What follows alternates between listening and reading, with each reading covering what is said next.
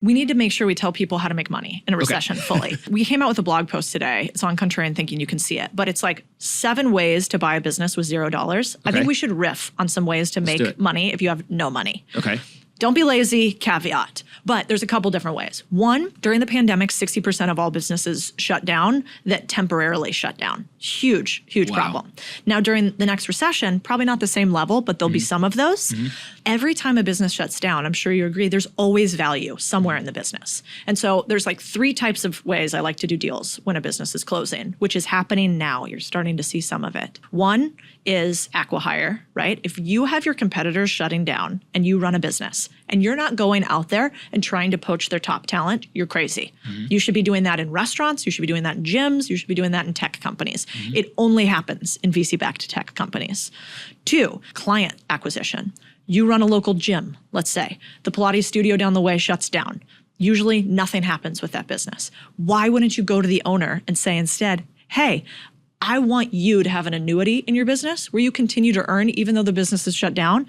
And what if all of your clients that you've spent all this time cultivating now have a new place to go to? Why don't you let me send an email, or you send an email to your list with a couple affiliate links? Anybody that transitions over to my business will give a discount. You'll own part of them for the next 2 years, right? So that's client list acquisition.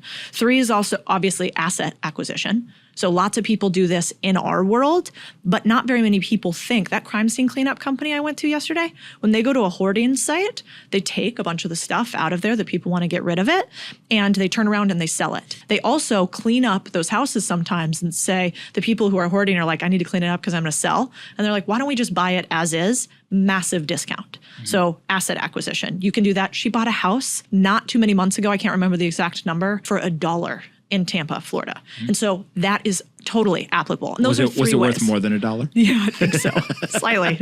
Wasn't a Barbie house. And when you think of things like client list acquisition, how much of it is you acquire the list and then you tell them, hey, by the way, like I'm so-and-so, this is what we do. It's similar to this other thing. It's shutting down, whatever, versus like you just add them to your email list and like you're just off to the races and just see if they click.